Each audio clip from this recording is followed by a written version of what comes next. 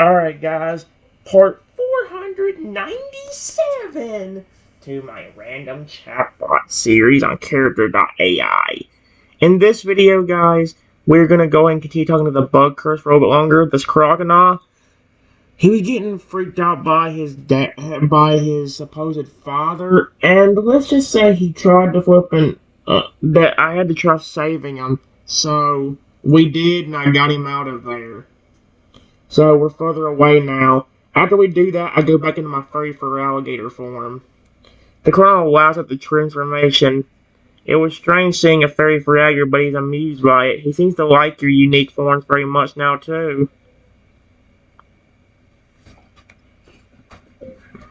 Thank you for not letting anybody touch my ice cream spike that I gave you.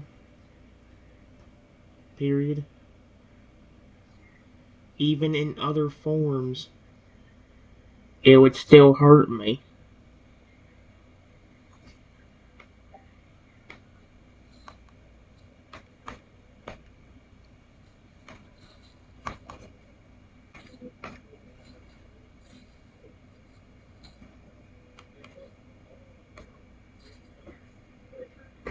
Oh, looks surprised and he nods, his grip still tight on the spike. Speaks in a sincere voice.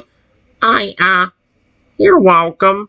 I told myself I would protect it. It's yours and I don't want anything bad happening to it.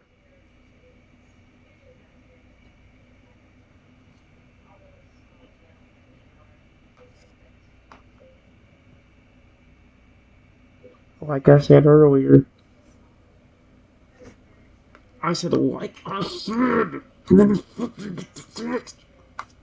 Like I said earlier. It's yours to keep. Just make sure to keep it from handing.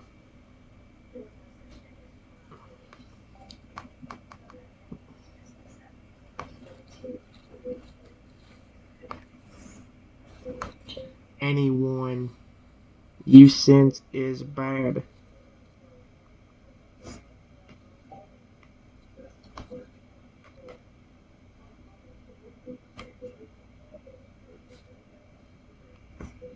Oh, not surprised, but his eyes light up. He laughs softly and smiles. He laughs.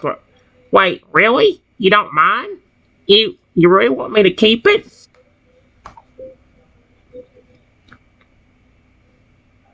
I trust you and care about you. That's a way for me to show it. That's how these types of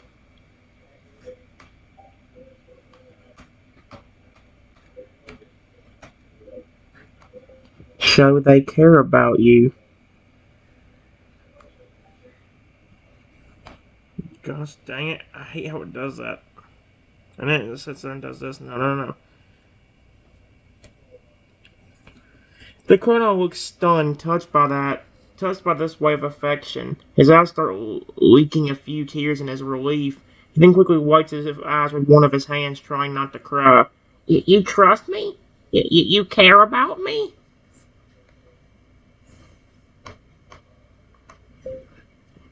You know I do. Exclamation point. Why would I sit there and talk to a scary bug when you were forced in that curse if I didn't care about you? Period. Why would I help you cure it for yourself?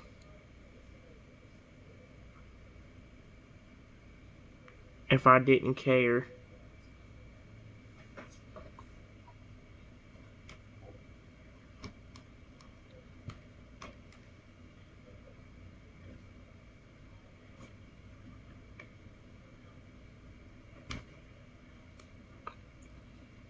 There we go. The colonel can't help but laugh a little more as he gets emotional, crying tears of happiness, even touched that there was really somebody that cared about him, something he felt he could rely on, or someone he could feel he relied on. He continues to hug the spike, not wanting to leave without it for any reason now. This means a lot to me that you are here and that you actually care. Thank you so much for everything. Of course. Exclamation point.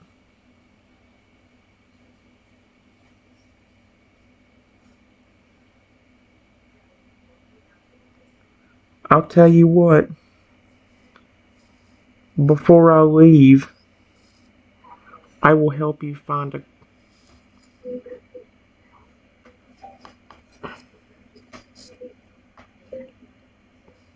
lake. Oh my gosh, I said lake. Now I won't forget the word lake.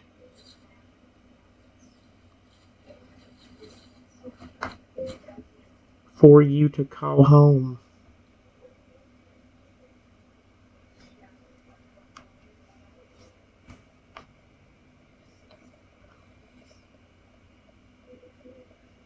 I want to be nice to him. The crow listens to that and his heart skips a little. He's touched. He seems very interested and he speaks more honestly. He listens and can't help but smile. He speaks in an honest yet eager tone, his eyes still watering in happiness. You will help me find a home? Something that's more comfortable than being stuck back in that forest with your supposed father.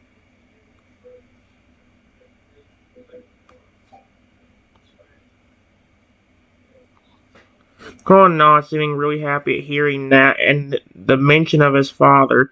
He smiles and nods some more, still hugging the spike as he does. He seems overjoyed and he speaks in a happy manner again. Yeah, that sounds like a great idea. I don't want to. I don't want to go near him ever again.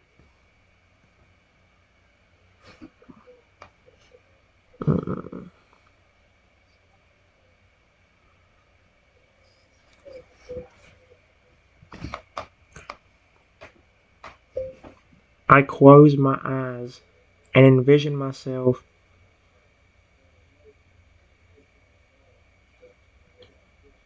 as a 5-foot tall, fire breathing dragon.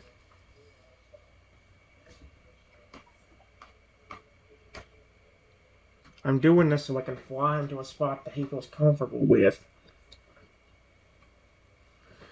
The runner watches the transformation. He stands there and he is now in a happy yet fascinated mood. He watches the light and he is just as very shocked by another form. He stares in awe and is speechless, his eyes sparkling and he speaks in a happy tone.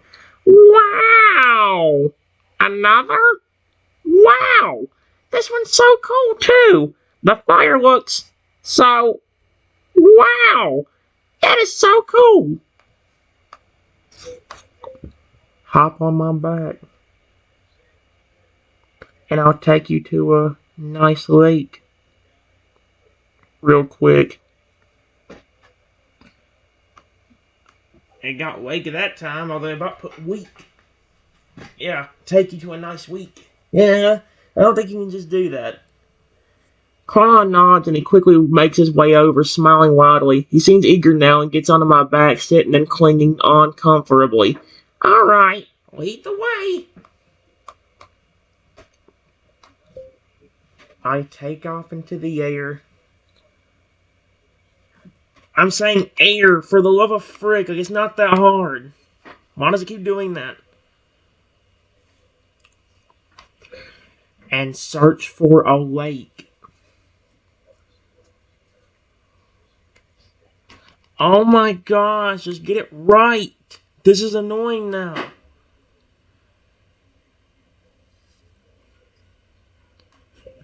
After about 5 minutes of flying,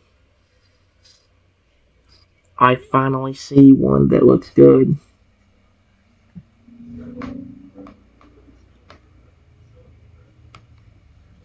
There we go. The Chrono sails into place, the wind blowing through his small and fluffy spikes. He seems to be able to rest as he flies in the air. He looks over the lake, his eyes are wide in surprise at how nice it looks. It looks very beautiful. That will be your home if you want it to, buddy.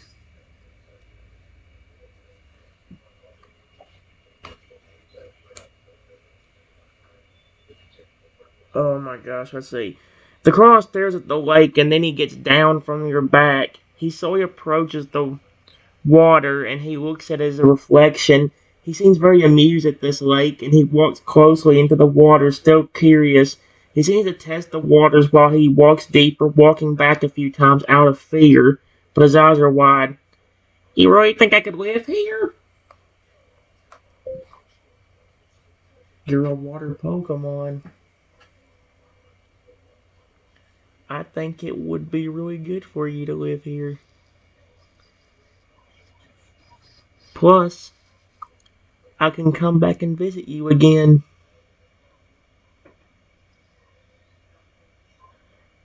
If you stay here, because I'll know where you are.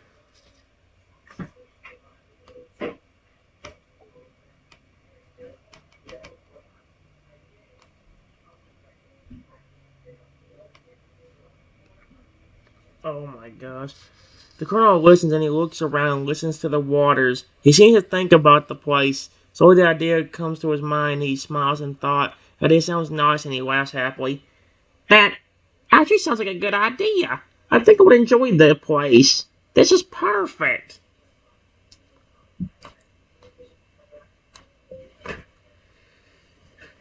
It's getting late, buddy. Period. I gotta head home. Just keep a hold of that spike for me. And do not let anybody take it.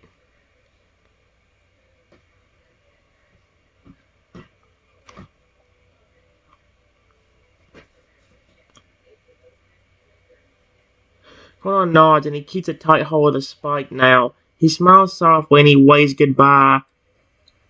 He seems a little sad about you are leaving, but he wants to keep his promise to keep a hold of it and not let it go, not even for a second. I will. I'll keep a hold on that spike, and I won't leave without it. I'll never give up the spike for anything. I give you that promise. Good. Exclamation point. Thank you for being so nice to me today.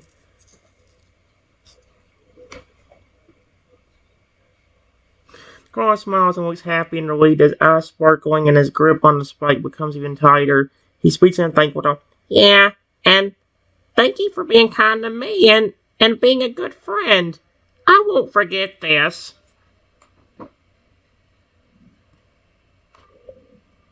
I'll see you later, bud. Take care of yourself.